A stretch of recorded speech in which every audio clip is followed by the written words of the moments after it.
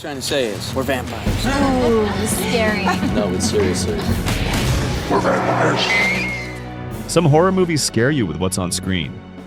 But the most terrifying films are the ones that hold a dark mirror to our own world, reflecting truths we'd rather not see.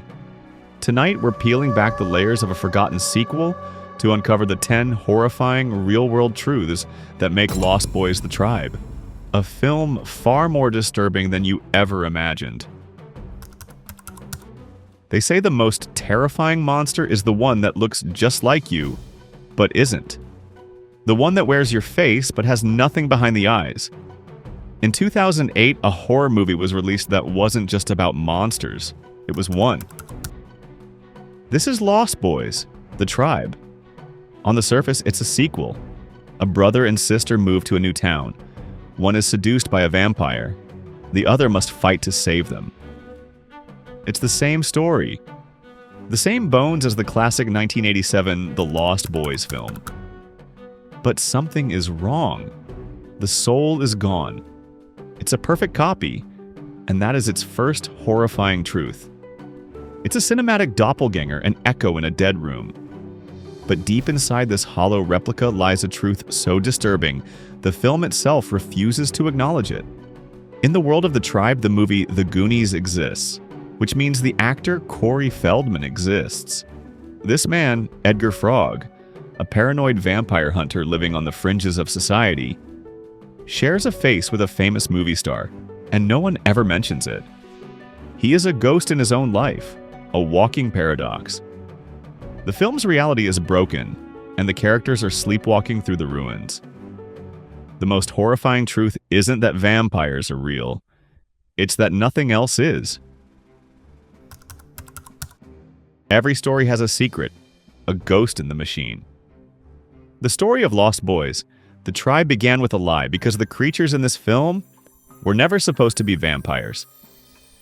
The original script was about a pack of werewolves haunting the California coast. A story of primal rage, of beasts under the moon. But the studio saw a resemblance to a classic they already owned. So they bought the script, and they forced the writer to perform a monstrous surgery. They ordered him to change the werewolves into vampires. To fit a story it was never meant to tell. This is why the film feels so wrong. The vampires in the Tribe aren't seductive or mysterious. They're described as adrenaline junkies, prone to chaotic, reckless violence. They act less like cunning predators and more like wild animals. Because that's what they were meant to be. The film is a Frankenstein's monster of a movie, with the body of a werewolf and the face of a vampire. You are watching a story that has been violated, its identity stolen. The true horror is the ghost of the film that might have been, forever trapped inside the one that is. To feel truly alive, some people have to dance with death. They are the adrenaline junkies, the thrill seekers. They chase a state of pure focus called flow, where fear becomes fuel and the world melts away. But for every thrill, there is a price. The human body can break. The ride always ends. But what if it didn't have to? The vampires of Luna Bay are not gothic monsters hiding in castles. They are elite surfers, pro skateboarders. They are the ultimate extreme athletes, and they have found a way to cheat the system. For them, pain is a joke. Injury is temporary. Death is no longer a consequence. Vampirism is not their curse, it is their ultimate performance enhancer. It offers the pure, uncut thrill of the ride, forever. No fear, no limits, no end. This is not just a drink, it is a bargain. An invitation to surf into the abyss and never have to come back. The horrifying truth is not that they are monsters who surf. It's that they are surfers who chose to become monsters, all for the sake of one more perfect ride. The vampires you see in movies are a lie. They are cool, seductive, powerful. But the original vampires, they were not monsters. They were victims. For centuries, before science could explain the mysteries of disease, vampirism was a real diagnosis.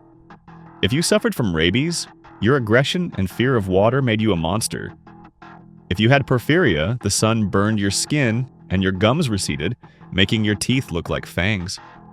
If you had tuberculosis, consumption, you grew pale and thin, coughing up blood that stained your lips. You looked like you had just fed. This fear led to real-world horror. Panicked villagers would dig up the graves of their own families, searching for the undead. They would see the natural signs of decomposition and call it a curse. They drove stakes through the hearts of their neighbors. They burned the bodies of their children. In 1892 in Rhode Island, a young woman named Mercy Brown died of tuberculosis. Her community, convinced she was a vampire feeding on her family from the grave, dug up her body. They cut out her heart, burned it to ash, and fed it to her dying brother. This is the true story of the vampire. It is not a story of power and eternal life. It is a story of sickness, of fear, and of the horrifying things we do when we don't understand. Every story needs a hero. In 1987, the heroes were Sam Emerson and the Frog Brothers. They fought the darkness, and they won. The family was saved. The story had a happy ending. Or so we thought. But the sequel, The Tribe, hides a secret. A lost ending, deleted from the film, that reveals the most horrifying truth of all. The hero has fallen. Sam Emerson, the boy who fought the vampires, has become one. In another version, he reveals that Edgar's own brother, Alan, has also been turned. The victory of the first film was a lie. In the end, everyone is lost. This fictional tragedy is haunted by a real one. The actor Corey Haim, a teen star beloved by millions, fought his own demons for years. This cameo was his last return to the character that made him famous. Before he died in 2010. When you watch this scene, you are not just watching a character's damnation. You are witnessing a tragic echo of a real life lost. The line between fiction and reality blurs. And what remains is a horror that no movie could ever invent. Not all vampires drink blood. Some feed on something else. Your energy, your happiness, your will to live. They are called psychic vampires or energy vampires, and they are very, very real. They hunt for the vulnerable, the lonely, the grieving, people who are emotionally wounded looking for an escape. People like Nicole Emerson, who has just lost her parents. The predator doesn't attack with fangs, he attacks with a smile, with an invitation. He offers a sense of belonging, a cure for the pain. This is a tactic called love bombing. He showers his victim with attention and validation, making them feel seen, making them feel safe. And once they are drawn in, the feeding begins. The victim becomes exhausted, confused. They lose their sense of self. They are being drained from the inside out. The blood is just a symbol. The real horror is the unseen predator who walks among us, who promises to heal our pain while secretly feeding on it. The monster who doesn't need to bite your neck to drain the life out of you. What is the oldest promise in the world? The most seductive lie? You don't have to die. For thousands of years, cults have been built on this single foundation. They offer secret knowledge, a path to salvation, a way to live forever.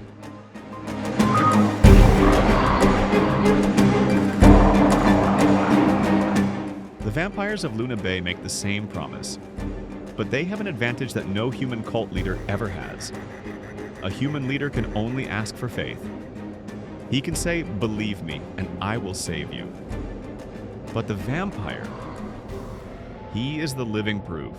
He doesn't need you to believe. He only needs you to look. He is the promise of eternal youth and power made flesh. When you are young and the world seems full of pain and endings, that promise can be irresistible. The vampire doesn't have to hunt you. He just has to wait for you to come to him, because he is selling the one thing every human has always wanted to buy: more time. And the price is only your soul.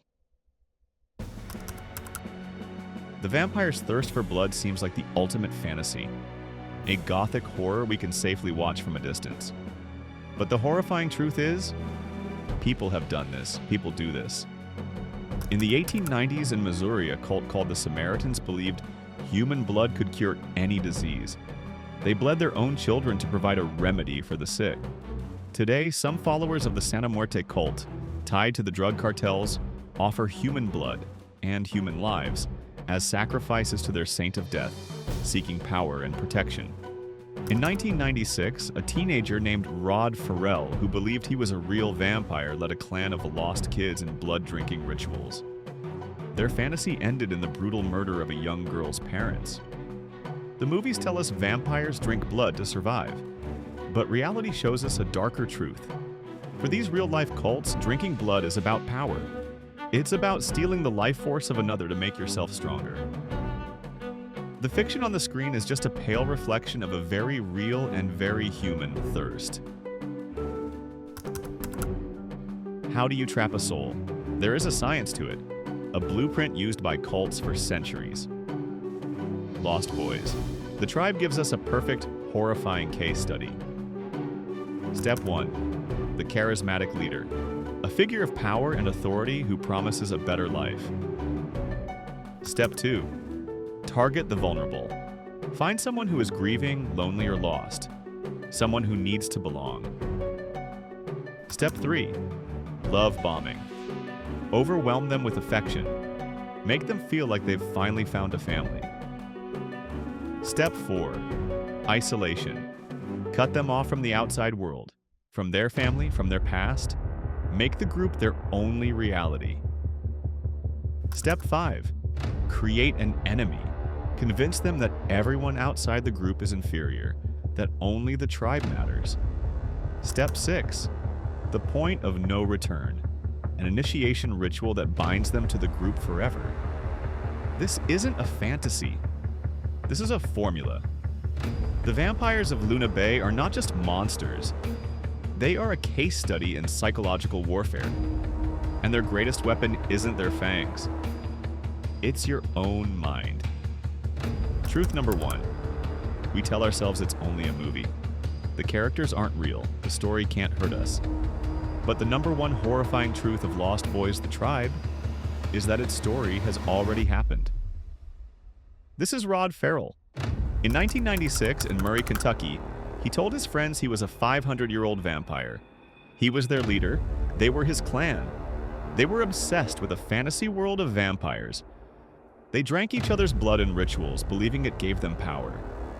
They created their own tribe of lost boys and girls, escaping from broken homes and broken lives. They lived inside a story, but their fantasy demanded a real sacrifice. In November 1996, Rod Farrell and another clan member drove to Florida. They broke into the home of a 15-year-old girl who wanted to join them, and they murdered her parents in their sleep. The movie Lost Boys: The Tribe tells a story about a fictional cult of vampires. The Kentucky Vampire Clan is the horrifying proof that such a thing can be real. It shows us that the line between fantasy and reality is fragile, and that for some lost souls, the desire to be a monster is so strong, they are willing to kill for it. This is the final truth. The movie is over, but the horror is not.